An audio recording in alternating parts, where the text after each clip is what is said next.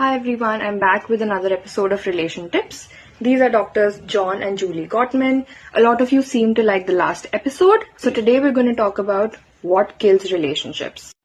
If you think that your relationship is ending because of bad timing or you're drifting apart, then you need to think again, because Doctors John and Julie Gottman have actually figured out 4 toxic patterns of communication that slowly eat away at your relationship. They call them the 4 Horsemen of relationship, and that's what we're going to discuss today. But the 2 we're taking up for today are criticism and contempt. Let's start with the first killer of relationships, criticism. Criticism sounds a lot like complaining, but it's actually not. When you're complaining, you're actually focusing on the issue, whereas when you're criticizing someone, it might sound like you're attacking their character. It can sound something like, you never help around the house, you're so lazy. Why are you always on the phone? You clearly don't care about me. If you're asking me what to do about it, I have the answer for you. You start slow. You make your approach more collaborative. If you noticed, when we're using criticism, we use a lot of you did this, you did that. So when we're trying to battle this, we try to use the word I. We use I statements that express how you are feeling about the situation.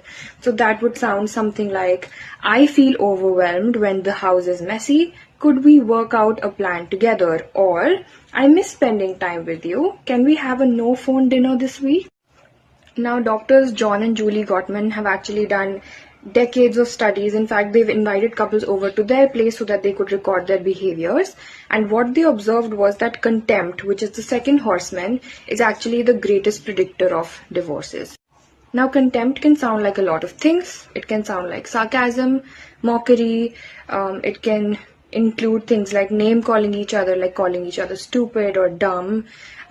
It can also sound like acting morally superior to your partner. Usually it conveys disgust, right? So contempt usually means hate. So contempt can sound like, wow, you forgot to do the laundry again? How shocking. So the facial expressions, the body language also matters a lot.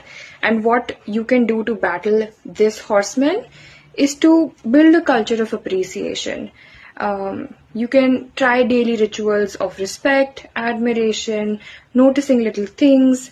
It can sound something like, I really admire how you handled that situation, or thank you for trying, I know you've got a lot on your plate.